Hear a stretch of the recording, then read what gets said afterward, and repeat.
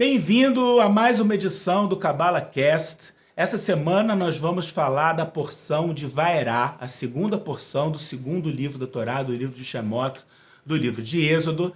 E nessa porção, o Criador se revela para Moisés, aparece para Moisés e diz para Moisés avisar aos israelitas que chegou a hora e que eles vão ser salvos da escravidão, eles vão poder sair do Egito. E Moisés vai, por ordem de Deus, informa aos israelitas. Isso, o texto na Torá vai da Ber Moshe Kenel Bnei Israel. E assim disse Moisés para os filhos de Israel: Veló chamou Elai, veló chamou El Moshe, mikot zeruah mevodá kashá. E eles não ouviram a Moisés por causa da falta de fôlego, porque eles estavam sem ar, por causa do trabalho duro. Então os israelitas não ouviram a Moisés por causa do trabalho duro, por causa que estavam sem fôlego, sem ar de trabalho duro. Aí o Criador manda Moisés informar o faraó. Depois de informar os israelitas, o Criador manda Moisés informar o faraó que ele tem que soltar os israelitas, libertar os israelitas da escravidão. E aí Moisés diz para o Criador que se os israelitas não me deram ouvidos, quanto mais o faraó. Se os israelitas não conseguiram me ouvir, quanto mais o faraó, que não quer libertar os seus escravos. E Rashi, o principal comentarista da Torá, diz que esse argumento de Moisés é um dos 10 Kal Vahomer da Torá. O que é um Kal Vahomer? É um princípio de deduzir uma coisa mais leve para uma coisa mais severa. E que tem 10 desses na Torá. Kal Vahomer. O que é um Kal Vahomer? Por exemplo, se eu digo assim, o carro 1.0 conseguiu subir essa ladeira. Então é claro que um Porsche com um motor poderoso também vai conseguir subir essa ladeira. Ou ao contrário, um Porsche que tem um motor poderoso não conseguiu subir essa ladeira. Então nem tenta com um carro 1.0, com um carro com motor fraco, porque é óbvio que ele não vai conseguir subir essa ladeira, dá para deduzir. O Porsche não conseguiu subir, então o carro mais fraco também não vai conseguir subir. Então se chama Kal Vahomer. Você pode deduzir uma coisa mais fácil de uma coisa mais difícil. Se já aconteceu a mais difícil, vai acontecer a mais fácil também. Ou se o mais fácil não aconteceu, o mais difícil não vai acontecer também. Então aqui Moisés tem um argumento, um Kal Vahomer com o Criador. Olha, os israelitas não me deram ouvidos quando eu fui falar que eles iam ser libertados, quanto mais o faraó, que não tem interesse em libertar os israelitas da escravidão. Mas aí todos os comentaristas se questionam a respeito desse argumento de Moisés, porque a Torá explica por que os israelitas não deram ouvidos a Moisés, não conseguiram ouvir a mensagem de Moisés. Mikot zeruah mevodá kashá. Veló chamou El Moshe, mikot zeruah mevodá kashá. E eles não ouviram Moisés por falta de fôlego, por falta de ar e por causa do trabalho duro. Então eles tinham motivo para não ouvir o faraó, não ouvir a Moisés, e está explicado na Torá. Já o faraó, ele não está com trabalho duro, ele é o faraó, ele é o rei do Egito. Então parece que o argumento não se aplica. Então os comentaristas se questionam a respeito disso.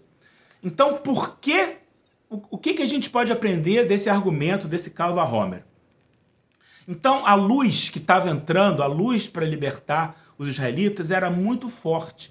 Mas a barreira que impedia eles de receber essa luz era aquela tristeza deles, aquela dificuldade deles que eles estavam passando por causa do trabalho árduo. Mas o faraó não estava passando por aquilo. Então, que argumento é esse? Ele vai ouvir a mensagem. Qual a lógica do argumento? Então, para entender, vamos lembrar de uma outra história. Tem uma outra história no Tanar, nas Escrituras, que o profeta Elisha estava cercado pelo rei Aram e pelos seus soldados que queriam matar a ele, ao profeta, e ao seu ajudante Gehazi. E o Gehazi entrou em pânico. O ajudante do profeta entrou em pânico. Aí o Elisha, o profeta, pegou na mão do Gehazi e perguntou o que ele estava vendo. E ele viu os anjos que estavam rodeando a montanha e os protegendo. E em seguida, Elisha criou um milagre e os soldados ficaram cegos por causa da luz do sol. Então a pergunta é, se Elisha podia fazer o segundo milagre, cegar os soldados com a luz do sol, Por que ele precisava do primeiro milagre, que era segurar na mão do Gehazi e mostrar para ele que tinha anjos rodeando eles? E a resposta é: se a pessoa envolvida no milagre não tem consciência e certeza e confiança na vinda do milagre, ele não pode acontecer. Para o milagre acontecer, você tem que ter certeza e confiança de que esse milagre pode acontecer. Então, todo o poder de Elisha, do profeta Eliseu, desapareceria pela incerteza e pela dúvida do Gehazi. Ele precisava acreditar que aquilo era possível e só depois podia acontecer o milagre. Primeiro você acredita, depois o milagre acontece, não ao contrário. Ah, deixa eu ver, se o milagre acontecer, aí eu vou começar a acreditar. Não, primeiro você acredita, e aí depois o milagre pode acontecer. Tem uma outra história parecida com o próprio profeta Elisha, que ele ficava hospedado na casa de uma mulher shunamita, e ele deu uma bênção para ela, porque ela não tinha filhos ainda, e ele abençoou ela que ela ia ter filhos. E aí o filho cresceu, ela realmente teve um filho, e o filho cresceu, e quando ele era criança, ele morreu. Estou resumindo a história, essa criança morreu. E a mulher foi procurar o profeta Elisha, sem contar para o marido, ela passou pelo marido, não contou para o marido que o filho tinha morrido, e ela foi no profeta Elisha e chamou o profeta Elisha, mandou o profeta Elisha ressuscitar o filho, e o profeta Elisha, eu estou resumindo bem a história, acabou ressuscitando o filho dela. Mas por que essa mulher shunamita não podia contar para o marido que o filho tinha morrido? E a resposta é que ela tinha uma consciência e uma certeza absoluta de que o profeta Elisha tinha o poder e a capacidade de criar o milagre da ressurreição dos mortos, de ressuscitar o filho dela. Já o marido dela, é claro que ele desejaria ardentemente que isso acontecesse, queria muito que isso acontecesse, mas no fundo, ele não tinha certeza absoluta que isso era possível, ele não tinha essa confiança de que o profeta tinha o poder de ressuscitar um morto. Então, se ela contasse para ele, a dúvida e a incerteza dele, por mais que ele quisesse que aquilo acontecesse, ia impedir que o milagre acontecesse.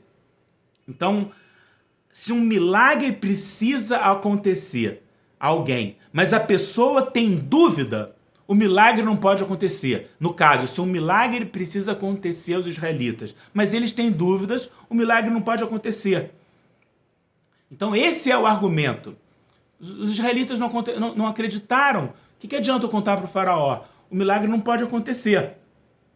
A lição para nós é que tudo é consciência. E no nível de certeza que a gente tem da luz, de que alguma coisa boa pode acontecer, nesse nível nós podemos receber milagres, nesse nível nós podemos receber bênçãos. Quando nós temos dúvida, nós detemos a revelação da luz. A luz não pode se revelar. Então, quando a gente tem dúvida de que a salvação pode vir, de que a redenção vai vir, a gente está impedindo a redenção de acontecer. Se as cortinas da dúvida não forem levantadas, a redenção não pode vir, a salvação não pode vir. Então, isso vale para cada um de nós. Você precisa ter certeza que o Criador tem o poder de revelar a luz e que tudo é possível. E quando você tem essa certeza, essa confiança de que a luz sim vai se revelar, que a salvação vai vir, aí ela pode acontecer. E quando a pessoa tem dúvida disso, está impedindo que aconteça. Então, que a gente consiga levantar essas cortinas da dúvida e da incerteza para que a redenção e a revelação da luz possa acontecer na nossa vida. Amém.